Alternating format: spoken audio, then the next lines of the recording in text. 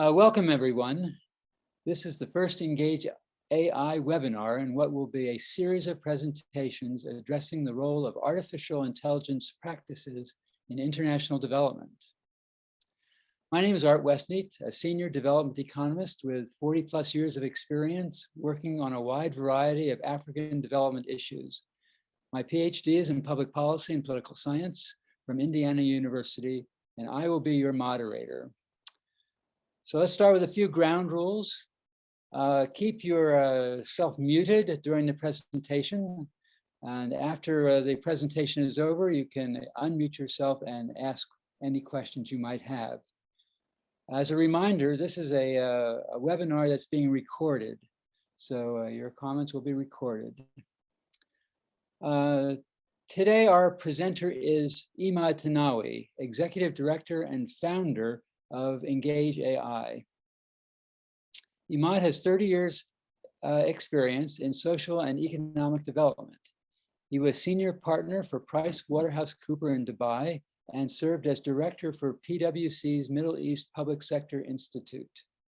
At Monitor Group, he was managing partner for the Middle East and North Africa. He served in a similar function as senior advisor to the Bill and Melinda Gates Foundation and was member of the World Bank's advisory panel for the Middle East and North Africa. He has consulted extensively, including with USAID. Ladies and gentlemen, it is my pleasure to pass the microphone to Imad Tanawi for his discussion of why development should care about artificial intelligence. Imad? Thank you, Art. Good morning, everybody. I'm delighted to be with all of you for the first engagement discussion of Engage AI on why development should care about AI. A couple of words about Engage AI and the team behind it. Engage AI is a development organization. It's not a technology company. It's a development organization focusing on development, global development issues. We approach all issues and the thrust and the raison d'etre of Engage AI is try to address development issues leveraging AI technology. We are a group of multidisciplinary people, volunteers, and others who come from academia, development, some from business backgrounds. And we are all of us together are trying to address the issue of the linkage between AI and development and how we can best leverage AI for addressing some of really the most persistent global development challenges. Today's topic on why development should care about AI in some ways is obvious, but in other ways it's a little bit more complicated to do. So what I'm going to do is I'm going to try to talk about what's going on in the development world and artificially separate the technology issues a little bit from global development issues, and then look at development, technology development, digital technology development, and AI, and see what's going on in that world, and then make the linkage between the two.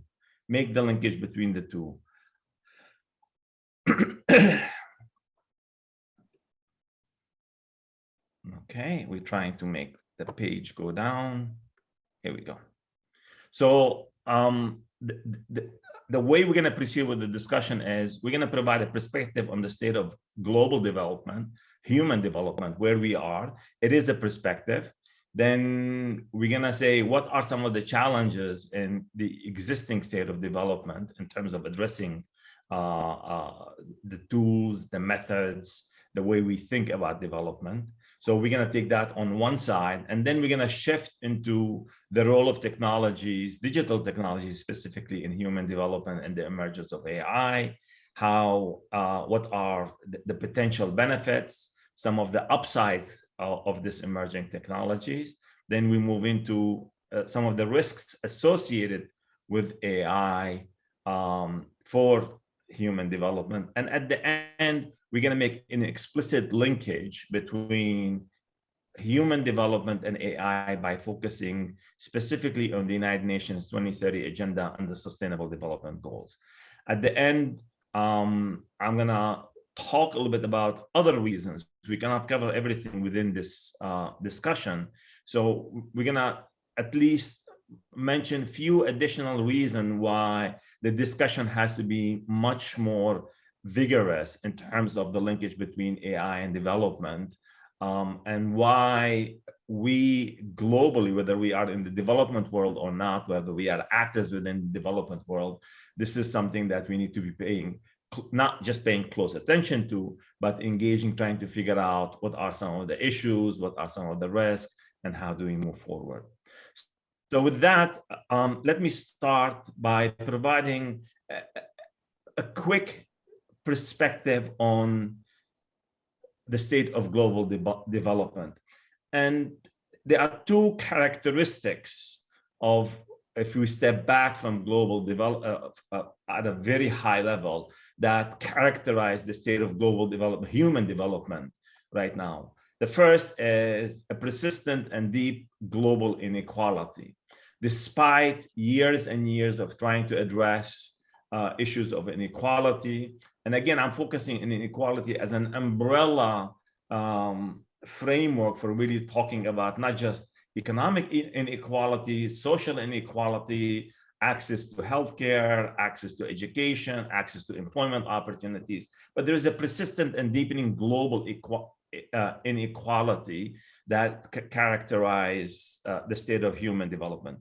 The other part of the state of human development is that there is continued and severe environmental degradation. So we live in this environment. So if we step back, and despite enormous amounts of work, and again, I have to stress that this is not just we're looking at glass half empty, but this is one perspective to say, where are we right now in terms of our, as a humanity, in addressing some of the fundamental issues pertaining to our development in general. So let me first talk about the inequality, the persistent inequality. At one point in the 70s and 80s, there were some, and it continued actually, some improvement in terms of addressing some of the extreme poverties. But that improvement has stalled. And right now, actually, extreme poverty is on the rise.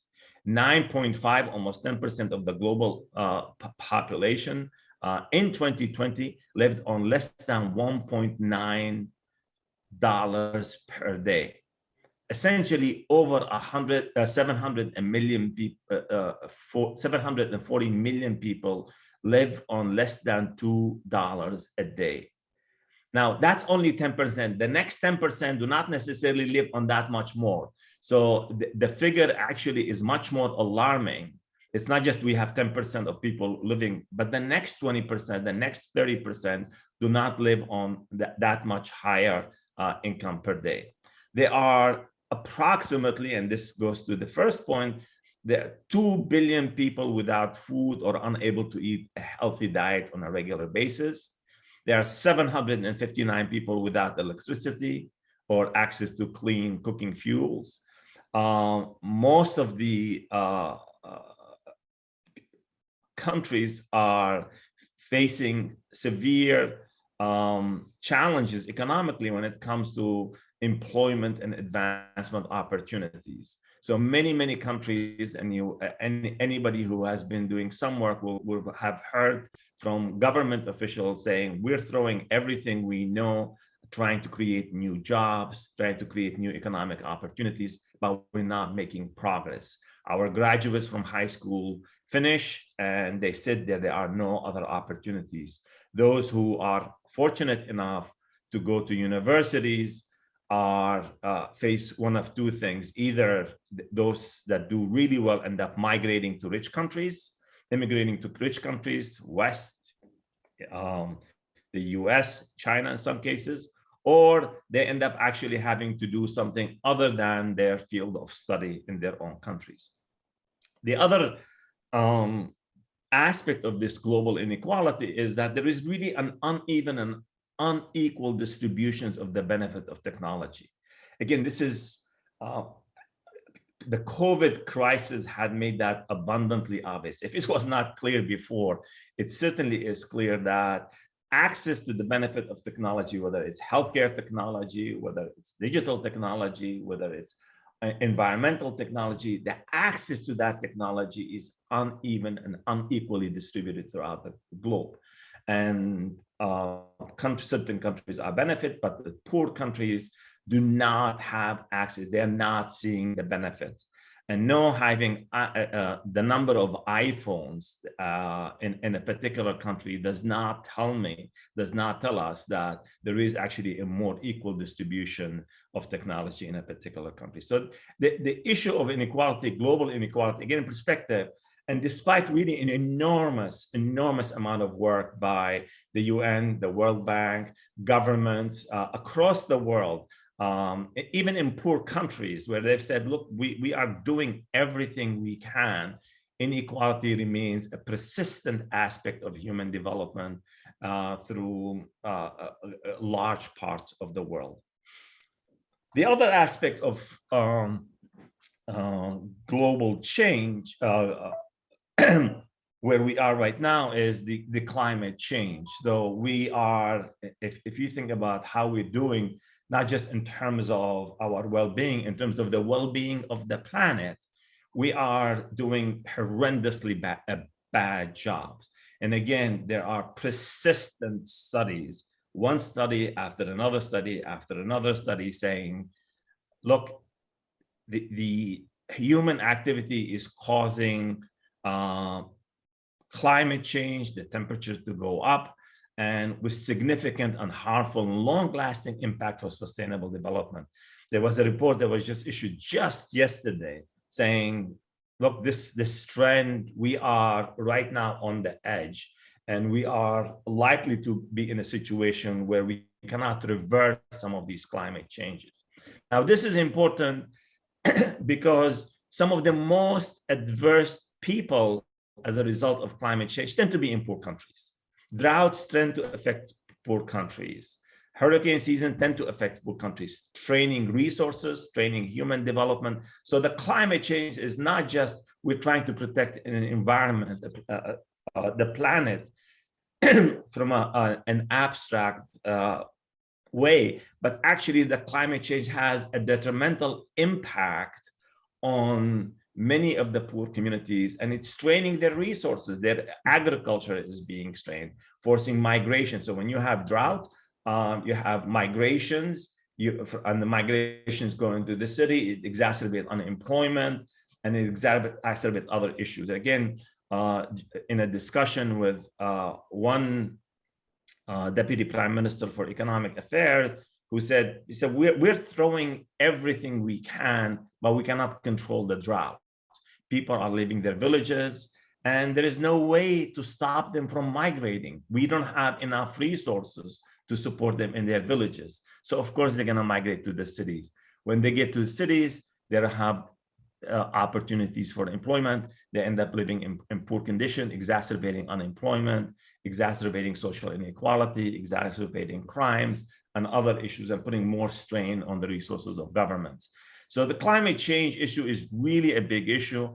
I understand sometimes I hear from some colleagues in, let's say, the Middle East that will say, look, this is an issue that only the Europeans and the US care about because they're worried about the environment. But I beg to differ, say climate change is a pressing issue for poor countries. And I'll talk about that in a little bit more. Now, the key characteristics of all these global challenges is, as I see them, is the following. First, they do not appear to be simply trends. The degradation of the environment is not a trend. The growing inequality is not trend. They seem to be an inseparable aspects of globalization, of digitization, of urbanization, and migration, which means they're really linked together, right? It's not just, oh, we have a 5-year trend, or we had a COVID trend that exacerbated issues, and now we're going to move into a situation where we're going to see improvement. We are not actually. We are sliding backwards, and for those, we'll talk about also a little bit more about the UN 2030 agenda. We're going to be missing the targets for the 2030 agenda by significant, by a mile, I would say. And this is not just a simple trend. It is an endemic feature of the way we are governing ourselves and we're addressing our development challenges. The second aspect of these global development challenges is that they are really complex. They are multidimensional and they are interdependent. The price of commodities, the rising price of commodities affects wheat production, affect the way people eat bread, affect the way people feel poverty and hunger in their own country.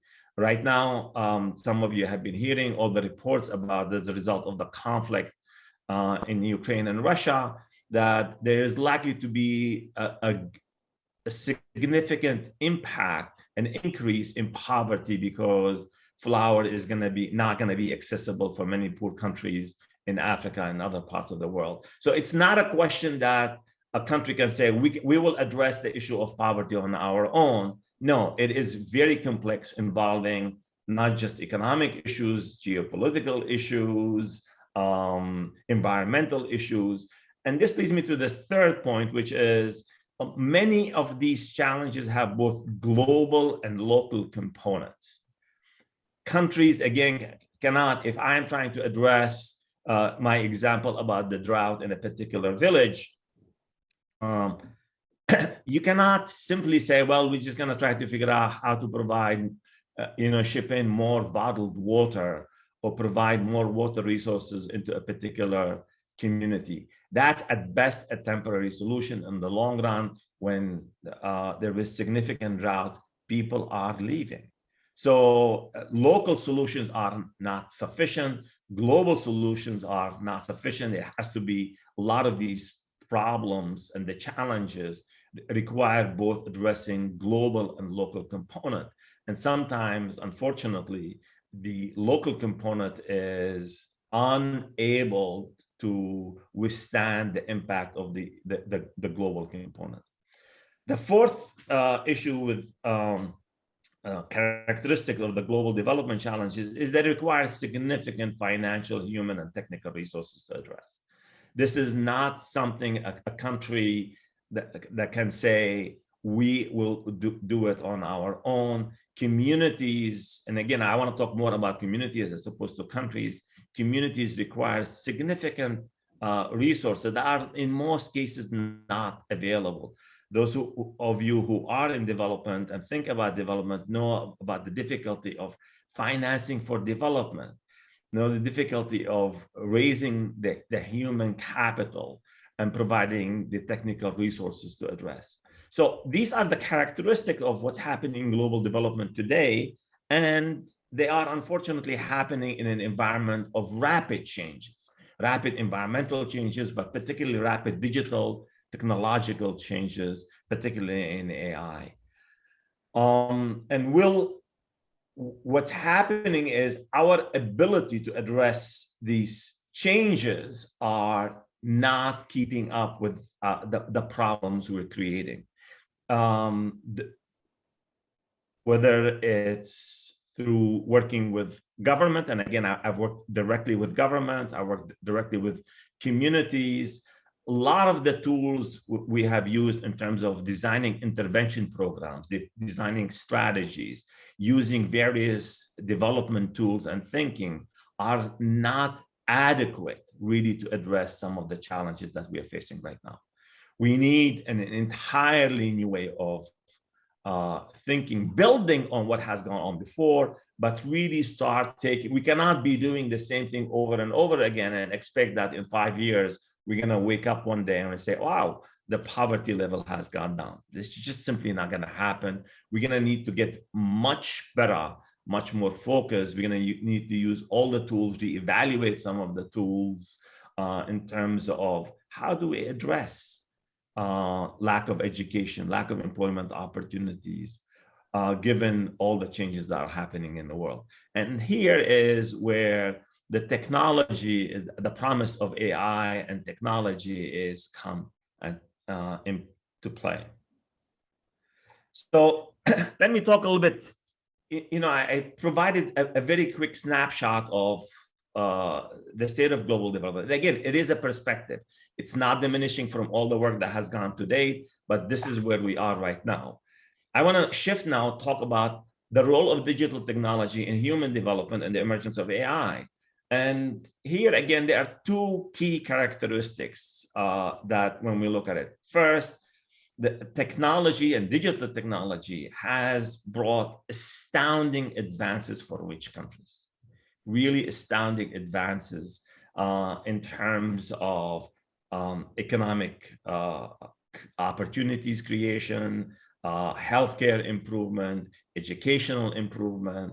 The well-being of people in the rich country is getting much, much better as a result of these advances. But unfortunately, one of the other characteristics or where the role of this digital technologies, when we look at poor countries or poor communities, we see that many are left behind, and they're not just left behind, they're left behind with the consequences of utilizing this technology. So the UN Secretary General has been saying for a while that digital technologies are transforming our societies and economies. They are advancing the human conditions, but they're also creating profound and unprecedented challenges. And again, even before technology, we know that technology is always a double-edged sword, right? The Industrial Revolution advanced production, but many times it came at the expense of the environment. So digital technology is the same. It's advancing certain things, but creating some other problems. Now, within digital technology, the emergence, artificial intelligence and machine learning are really making some unprecedented advances. Sorry about that.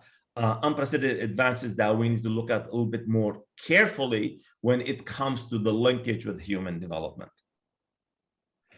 So again, when we look at, yes, technology does transformation, but AI technology in particular is really having significant impact in terms of industrialization.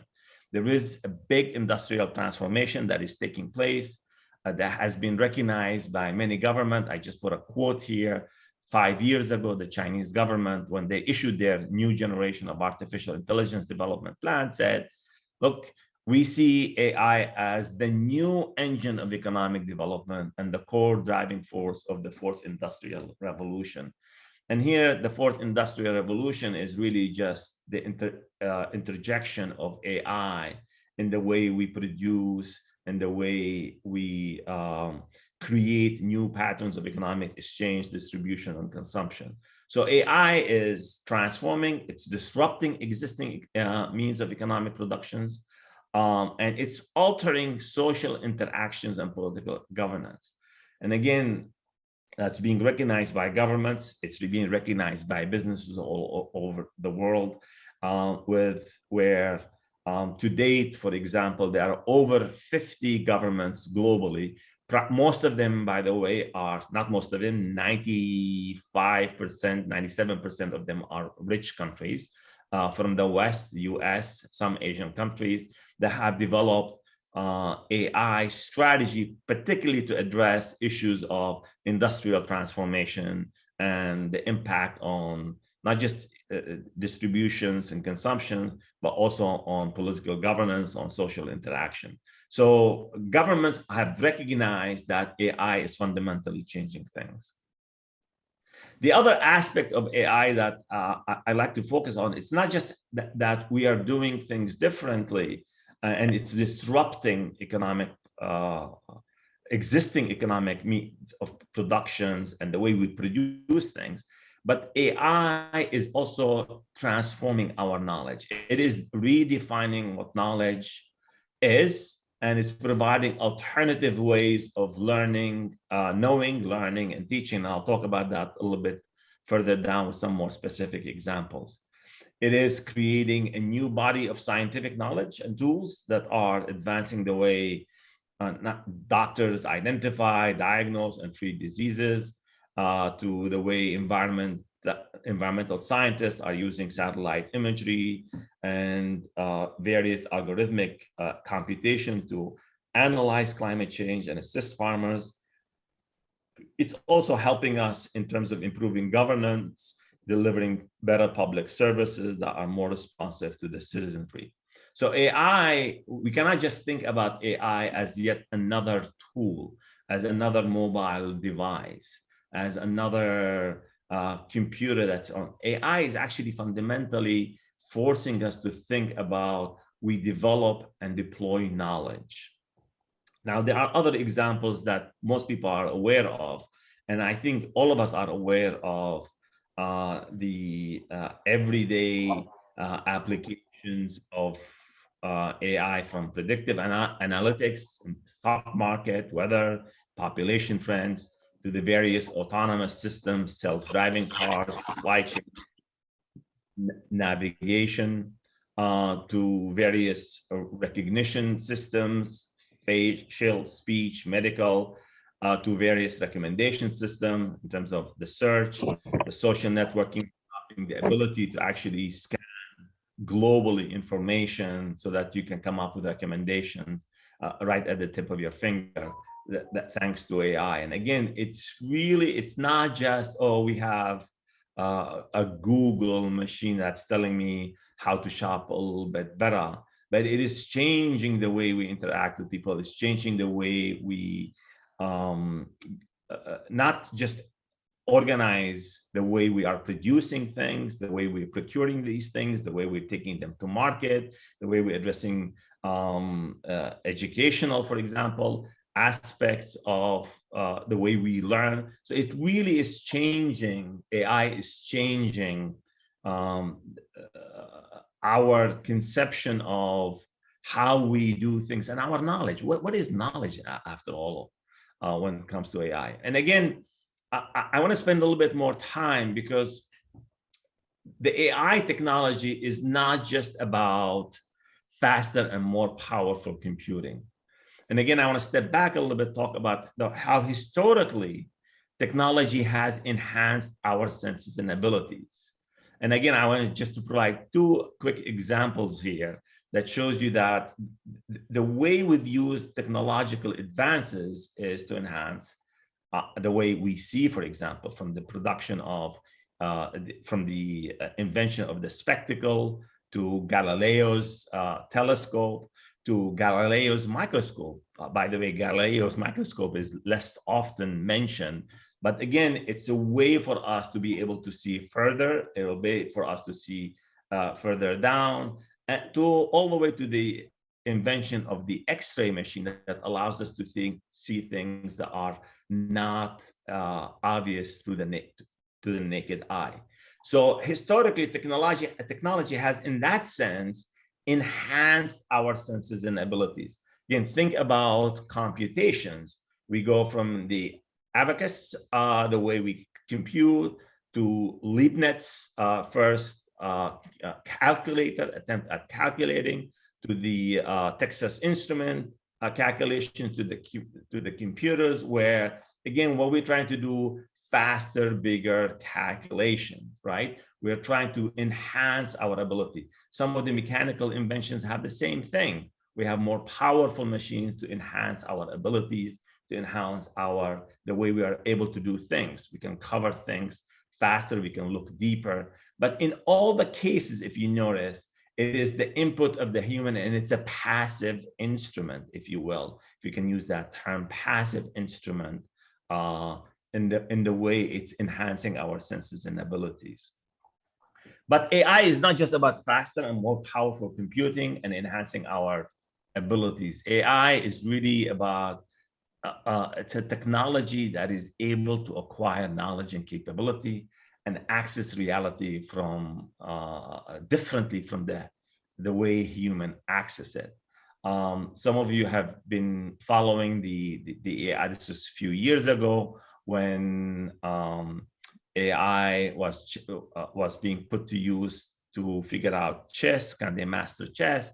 And one of the things they discovered is that within a very, very short amount of time, AI was not only figured out how to play chess, it took patterns, it took ways of playing chess that we humans have not played. It did things that are even counterintuitive to the way humans do it. So it acquired knowledge and capabilities and it started looking at the objectives very differently. So this technology is not, again, about human capabilities, but it really is about a new set of capabilities to access reality differently.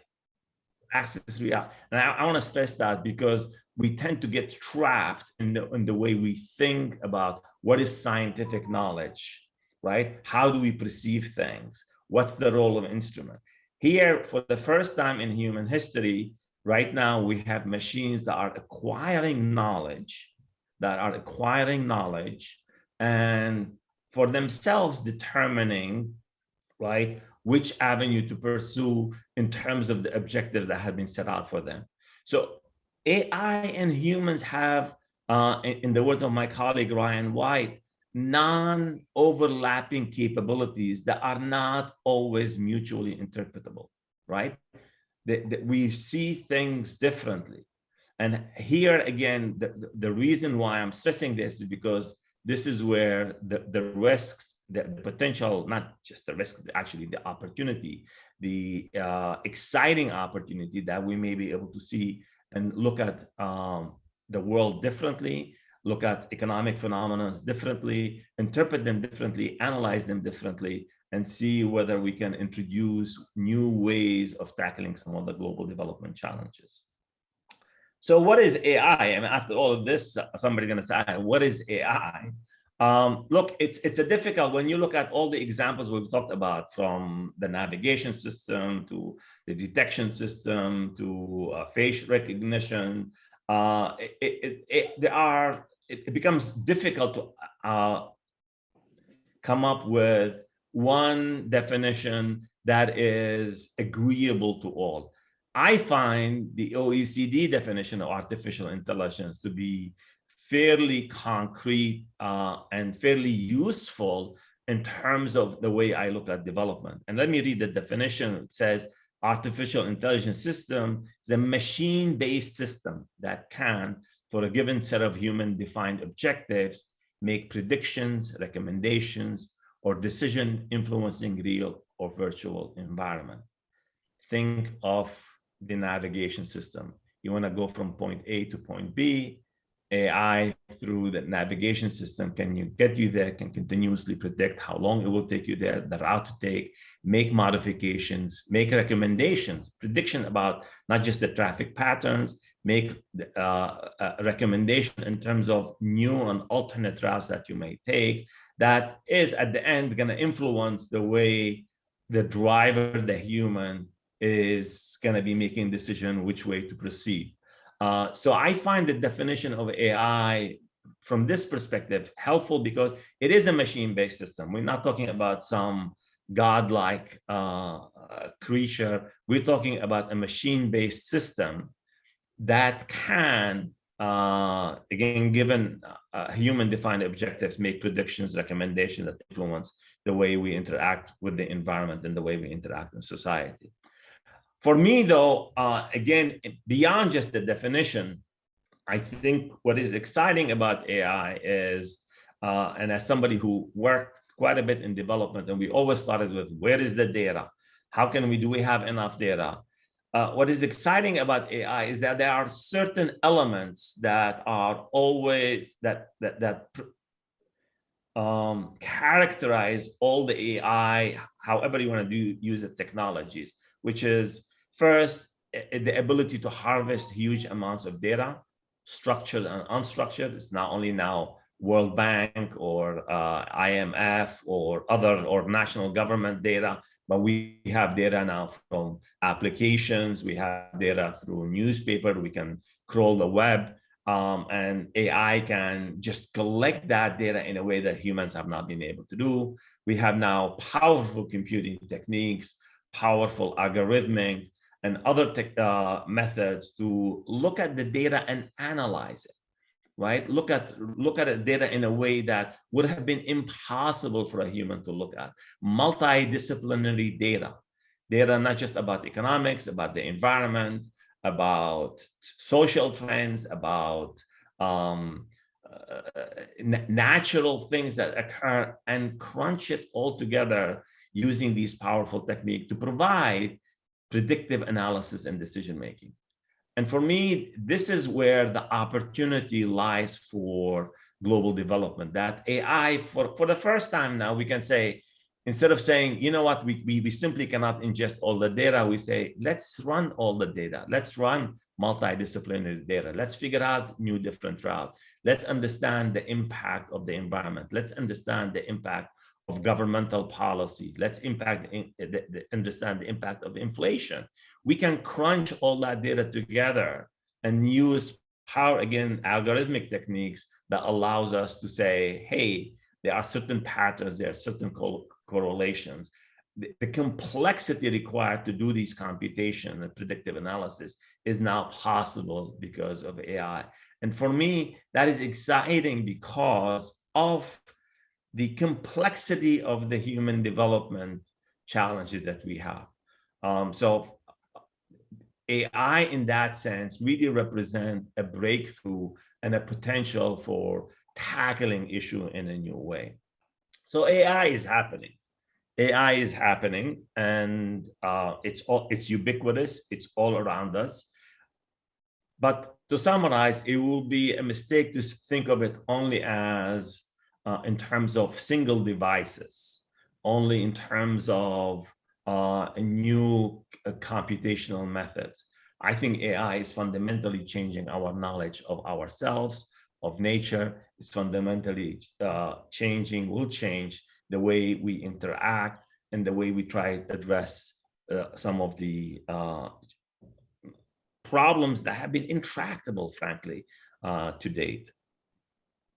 Now, of course, AI comes with risks. And there are two risks I want to talk about. There are other risks that people can talk about, but given the time, I'm just going to mention two of them. What I call meta challenges, high-level challenges, and then inclusiveness challenges.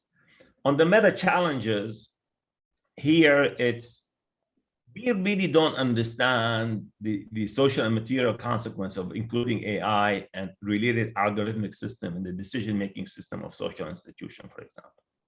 We don't understand what does it mean to have AI being able to determine, for example, who is a suspect, who is not a suspect, who is likely to be in trouble, who is likely to be commit a crime, who is likely to be more suitable for a particular job, who is likely to be more suitable within a government institution, who is likely to comply. We don't really understand some of the consequences of including AI and in the way we're thinking about it. It's being, we are mainstreaming it. Governments are doing all over the world, but frankly, this should be an alarming issue because not enough debate has gone on this issue. And I want to just highlight one particular risk that is a meta challenge that was, again, last year, the High Commissioner for Human Rights, Michelle Bachelet, warned that AI poses a significant risk to human rights globally in terms of, again, privacy and surveillance issues, misuse of data, legal due process. And she warned that they're going to be catastrophic, that AI can have catastrophic events if there are not sufficient guardrails around how AI is being used and how it will affect people. and she took it even a step further. She said, look, states should place a moratorium on the sale and the use of artificial intelligence system until adequate safeguards are put in place. We know that certain governments are already using them for surveillance people. They're already categorizing people. They're already giving them scores. But we don't know how these systems operate, the impact of people, whether how the potential misuse of this technology, given existing governance structures, is quite alarming. So that's in terms of the meta risks. I'm going to talk about the other risk of AI, which is what I call inclusiveness challenges. To date, we continue to talk about the global digital divide, right? We have not been able to bridge the divide between the rich countries and poor countries in terms of technology. Again, just because there are people with mobile phones or some segment of the phone, it doesn't mean we have been able to bridge the technology. And there have been numerous UN studies and reports talk about what do we do to bridge the technology gap. And now we have the emergence of AI, which I believe is likely to exacerbate this divide. And poor communities will struggle to engage with AI for a number of reasons. One is access to data. Some of the government may or may not have the data, either because they're not tracking it, or frankly, because the data they don't have access to it because it's with the platforms, it's with the technology companies. The technology companies are harvesting a lot of the data, and the governments, in many cases, outside of surveillance and security, are not. Excuse me. The other challenge is access to the know-how. People, again, do not understand what AI technologies is, the impact of incorporating them, not in the way we produce things, but also in our institution, in our governance institutions. We need both technical expertise in terms of the technology itself, but we also need expertise that provide look at things from a regulatory perspective, from a legal perspective, to say, should we be allowing certain aspects of this technology to be used in societies? One of my great worries is that many countries will be locked into dynamics that they're going to be very, very difficult to break out of. A few years ago, in a discussion, the Minister French of Culture, when he was asked about digitization by some of the technology company of French cultural heritage, he says, look, this will be like opening the door and basically leaving the government out of it, and we will never be able to recover our assets, our own cultural heritage. So this is a big issue, not only in terms of the access to the data, access to know-how, having the proper regulatory environment. In many countries, by the way, in many instances, countries don't even have the necessary physical infrastructure. I just mentioned that there are hundreds of millions of people without even access to electricity, and yet here we are trying to talk about AI. I'm going to move quickly because we're running a little bit out of time. Will AI help people who need it the most? Or another way of looking at it is, what do we need to do to make sure that AI help people the most? For me, I think the best focus, the best way to deploy AI, given the human development challenges, is to focus on the United Nations 2030 agenda and the Sustainable Development Goal framework. The reason for that is it is a framework that has been adopted by all the countries in the world. It's not controversial from that perspective. It is a holistic approach that covers issues of people, prosperity, peace, planet, and partnerships. It provides a vision for what do we need to achieve, right? And how do we measure it, kind of a measuring stick. So in that sense, the SDG really focus our attention in terms of how to use the AI, given also the complexity of the SDG issues. And for me, that is not just the right place to start, but it also is at the center of what we're trying to do. And when I talk about focusing on the SDG agenda, I'm not talking about just one aspect. I'm looking at trying to understand, focusing on the SDGs and the 2030 agenda from a systemic point of view. There are already applications of AI in development on agriculture, healthcare, but there tend to be case use, excuse me, simple cases. What we're looking at is systemic way of looking at the 2030 agenda. And frankly, the implementation of the SDG has been enormously complicated and difficult for poor countries and communities because it requires, addressing the SDG requires enormous amount of data harvesting, collection, analysis, management, and presentation. It requires quite a bit of balancing between the various goals. Where do I, as a community or as a government, allocate my resources among the SDGs? What's the most impactful, most fair way in terms of driving it forward?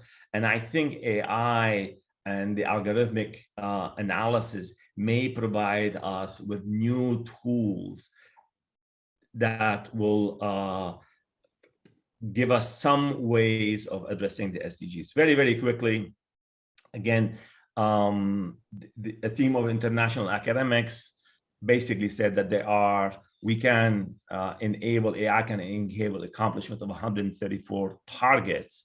The targets there are 169 targets under the Sustainable Development Goals, but we may also fall short or inhibit 59 targets. So there's quite a bit of work already being done in this area. An international team is looking at it and diving deeper into the SDGs and AI. Finally, I just want to end up very quickly on why we need, in addition to the promise and the rest, that there are some additional reasons why development must engage further in AI. First, countries and communities must be part of the global dialogue on AI and the future of humanity. It cannot be that the future of humanity is only determined by countries, whether it's East, West, it really doesn't matter. It needs to be an inclusive process where we determine how AI is being deployed globally. Two, there's a great deal of innovation, of AI innovation is driven by the private sector. Again, which private sectors are there to maximize their profit, not development priorities. And as a result, development priorities will continue to be shoved aside and not put to the forward. And so unless there is an active engagement on AI, the trend will continue. And finally, there is some evidence that AI technology may actually reverse development gains and may exacerbate inequality. So the work is just beginning. We need to look at the potential of AI. We need to also look at the risk, and we need to engage on both sides. To conclude, excuse me, still suffering from a post-COVID lingering. We can look at the state of development, and we can look at the state of the technology, and we can learn certain lessons that are instructive. And one of the key lessons is that unless we actively do something about global inequality, it's not going to fix itself. There is no new technology, no new gizmo, no new mechanism, no new computation that's going to fix global inequality on its own. This is not a new shining object. We need actual proactive intervention and engagement with AI in order to address some of the most pressing global challenges. And with that, I'm going to stop here. Sorry, Art, I've gone a little bit too long here. Well, thank you very much, Imad, for that very insightful presentation. I'm sure everyone enjoyed it and gained from it. what we'll do to proceed is you are free to ask questions. If you have a question, just simply unmute your machine and pose your question to Imad, and we'll go from there. So are there any questions, burning questions among the participants? If not, let me ask you one, Imad. You can begin with this. Can you elaborate more on one particular issue that excites you the most about the potential for AI adoption in developing countries? Where is the heat in your mind on this AI issue? So for me, and I briefly alluded to it during the presentation, is our ability to look at some of these challenges from a systemic way and a multidisciplinary way. AI really, it's not that AI is not already being used for certain development, right? We're using AI for agriculture, for healthcare, for governance, for in business, supply chain. So AI is already being used. I think for me, the most exciting thing is that AI allows us for the first time in some ways to take a systemic approach and a new way of looking at some of the intractable issues of poverty, income inequality, some of the environmental issues, and to look at it in a multidisciplinary ways, and perhaps look, new ways and new analysis and new insights into why some of the phenomena are occurring. Excuse me. So for me, the systemic aspect is, and the multidisciplinary aspect of AI is what is so exciting, and that's providing a new way and new knowledge for us about development. Thank you. Questions? Imad, what steps has Engage AI taken to work with the World Bank, the UN, and the IMF as organizations, and how successful have these initiatives been? Right. So we believe that we need to engage with stakeholders across the development spectrum, from government to NGOs to intergovernmental organizations to communities. So we need to engage across, and we have actually just started talking with UN body in the Middle East on identifying certain use cases, trying to figure out what are the fruitful areas of analysis that make sense in terms of pursuing it further, right? You identify a few use cases and move them forward. So we have started the process of engaging with the UN. We've started the process of engaging with national government. We've started the process of engaging with academic institutions. And again, it has been always part of our thinking that we need to engage with also the business sector, the civic societies, and with the business sector, we will have, by the way, one of our business partners, business thought partners, do a presentation on how they're using AI to address ESG issues. So, excuse me. So we are doing quite a bit, and we hope to expand our network and to continue reaching out to new communities in this dialogue on AI and development. Are you optimistic that AI will be able to change the way people relate to each other? You mentioned that it'll change the way we deal with knowledge, and that is kind of a way we relate to each other. But we have conflict and we have stresses on resources. But between people, are we going to be able to see any changes that AI can bring about? So the optimism that was around in the late 1990s and the early uh, last century and early this century was, digital technology are democratizing knowledge. Digital democracies are digital technologies are allowing for enlightenment, if you will.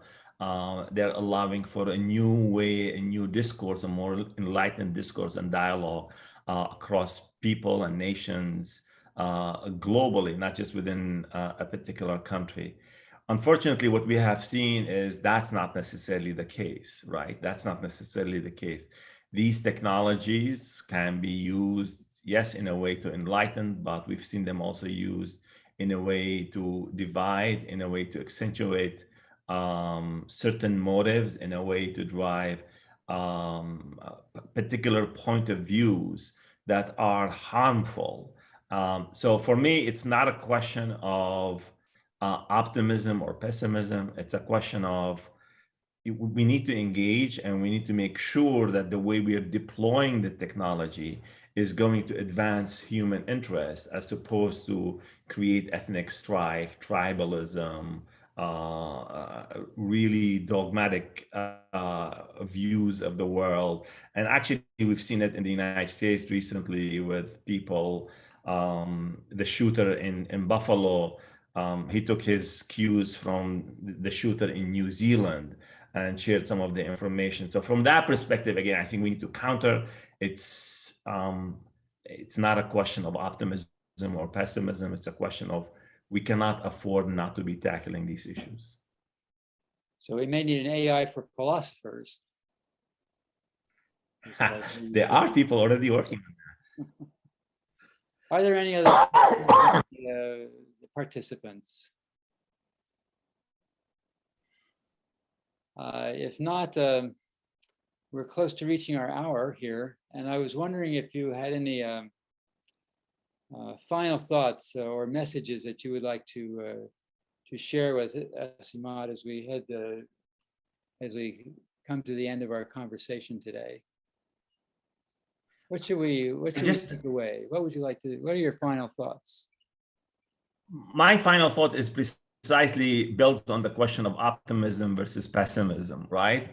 And my takeaway is like, look, we are right now not advancing human welfare, global human welfare, and we need to do more. AI presents an opportunity that is also loaded with risk, but presents an opportunity. That opportunity is not going to emerge by itself. It's not going to emerge from one sector of the society. We need further engagement. We need all actors in society to be engaging in order to ensure that AI is being used to advance human welfare and well-being.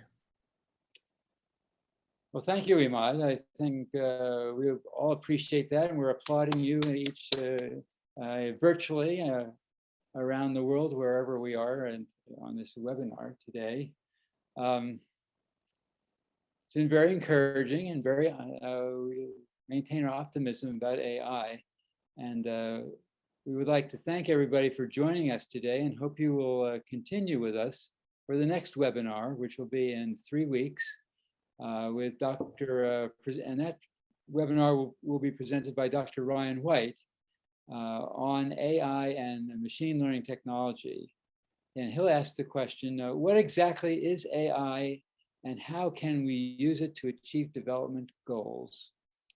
So that'll be in 3 weeks on June 9th, and I hope you're all there. And with that, I'll say good day to you all and happy travels.